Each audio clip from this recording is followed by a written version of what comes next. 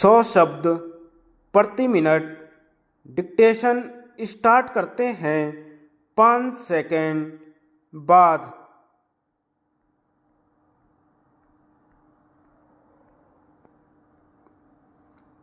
महोदय, शिक्षा को लेकर स्वाधीनता के साथ ही हमारे देश के नेता अपनी चिंता प्रकट करने लगे थे और आज भी चिंतित हैं। भारत के प्रथम राष्ट्रपति डॉक्टर राजेंद्र प्रसाद और प्रथम प्रधानमंत्री जवाहरलाल नेहरू से लेकर आज तक सभी नेता एवं प्रचारक देश की शिक्षा पद्धति को दोषपूर्ण मानते हैं, परंतु अभी तक कोई सुनिर्दिष्ट नीति नहीं बना पाए। कितने ही प्रयोग किए गए, परंतु कोई भी कारगर सिद्ध नहीं हुआ।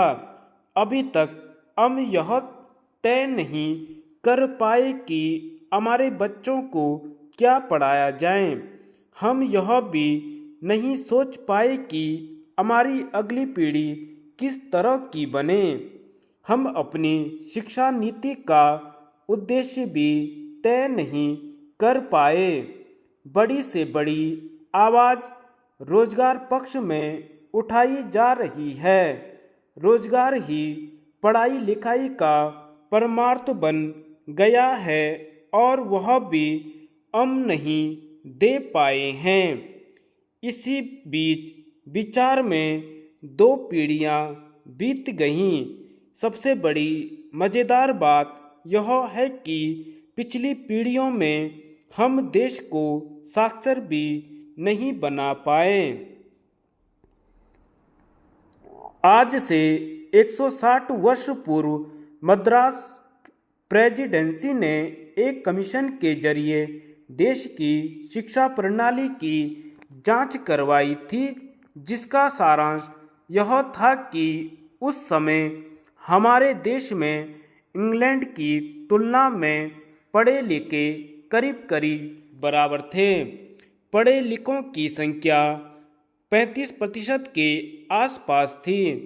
शिक्षा पद्धति में जब मैकाले का प्रवेश हुआ तो सब कुछ नए सिरे से पढ़ना लिखना शुरू हुआ। पिछले किए कराए पर पानी फिर गया और मैकाले छाप शिक्षा नीति के लागू होने का जो कुल परिणाम सामने आया वह यह कि आज 160 वर्ष बाद भी लगभग उतने ही निरक्षर हैं। यदि मूल शिक्षा पद्धति लागू रहती तो यह देश आज कहाँ पहुँचता सहज ही समझ में आ सकता है।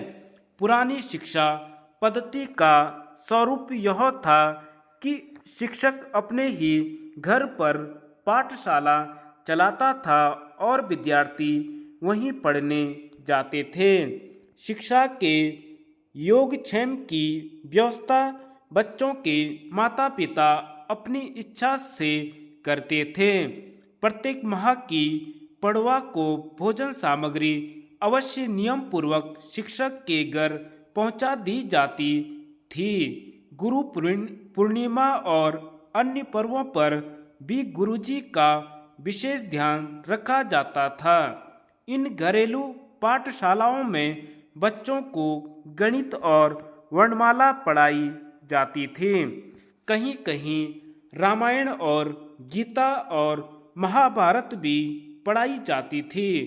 समय बहुत कुछ बदल गया और हमारी शैक्षणिक आवश्यकताएं भी बदल गईं, परंतु गणित और वर्णमाला आज भी पढ़ाई जाती है। आज भी हम उस प्रणाली का उपयोग क्यों नहीं करते? जब से मैकाले छाप शिक्षा प्रणाली चालू हुई तब से हमारा जोर शिक्षा के बजाय स्कूल भवनों पर अधिक हो गया है। सरकारीकरण के कारण शिक्षक भी वेतनभोगी बन गए। शिक्षक से बड़ी इच्छा अब स्कूल इंस्पेक्टर की हो गई। यदि पुरानी पद्धति का यथेष्ट उपयोग किया जाता या उसे मान्यता देकर चालू रखा गया होता तो हमारा देश कभी का साक्षर हो गया होता। उन शालाओं में जो गणित पढ़ाई जाती थी वह आज की तुलना में कहीं अधिक अच्छी थी। महोदय, अब जरा सोचें कि इस छोटी सी बात को समझने के लिए न तो कोई कमीशन बैठाने की जरूरत न कोई कानून बनाने की जरूरत है। प्राथमिक शिक्षा का सार भारत सरकार से उतर जाता अगर वह इतना सा तय कर लेती कि शिक्षा प्रणाली को चालू रखती और उसे प्राथमिक शिक्षा के समान कर दिया जाता। उस पढ़ाई के बाद माध्यमिक शालाओं में सीधा प्रवेश दे दिया जाता।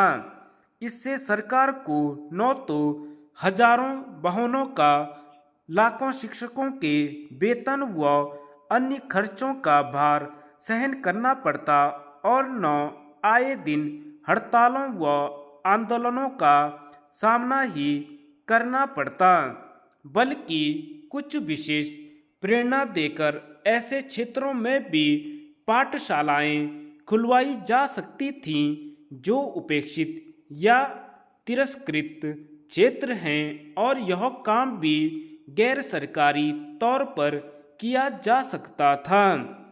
अगर इसमें कोई व्यावहारिक कठिनाई है तो उसे दूर किया जा सकता है। अगर हमारी सरकार पुरानी शिक्षा नीति पर ही चलती रहती तो आज साक्षरता के लिए तरह तरह से भारी भरकम खर्चीले और जो दिखावटी कार्यक्रम चलाए जा रहे हैं उनकी कोई आवश्यकता ही नहीं पड़ती।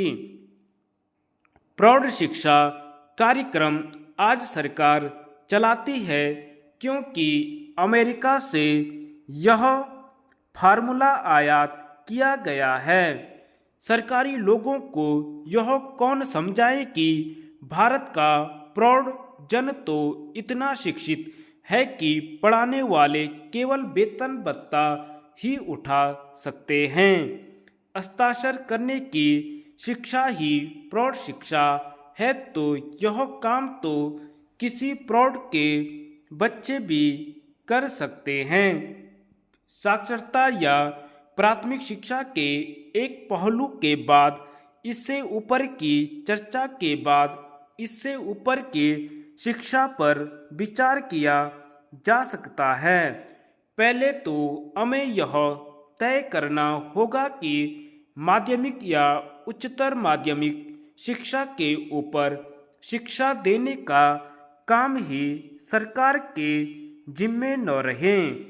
जो लोग उच्च शिक्षा प्राप्त करना चाहें उनकी पात्रता निश्चित मापदंडों के साथ तय कर दी जाए और गैर सरकारी प्रतिष्ठानों, न्यासों एवं सरकारों को चाहिए कि इन योग्य पात्रों को शिक्षा के लिए साधन प्रदान करें। अभिभावक उनका भार उठाएं या आयकर कानून में इसके लिए कुछ प्रावधान किए जाएं। उनकी परीक्षाओं या निष्णात होने की एक व्यवस्था कर दी जाए जिसके पार होने पर उन्हें योग्य मान लिया जाए। माध्यमिक एवं उच्च माध्यमिक शिक्षा के लिए स्वावलंबी या अनुदान योजना बनाकर सरकारी व गैर सरकारी सहयोग से शिक्षा चालू की जाए। इस शिक्षा के साथ शारीरिक शिक्षा भी दी जाए। शारीरिक शिक्षा में खर्चीले उपकरणों वाले क्रियाकलाप न रखे जाएं, बल्कि कुश्ती, कबड्डी, खो खो व उछल कूद, भाग दौड़ आदि तक ही सीमित रखा जाए। जो लोग खेल कूद में व्यापारिक लिहाज से दक्षता प्राप्त करना चाहें उनका खर्च सरकार को नहीं उठाना चाहिए। हमें यह देखना होगा कि शिक्षा को राज्याश्रय से मुक्त कर दिया जाए और राज्य सरकार पर शिक्षा का कोई भार न हो। इसके लिए स्वायत्त संस्थाओं का सहयोग लेना चाहिए। धन्यवाद।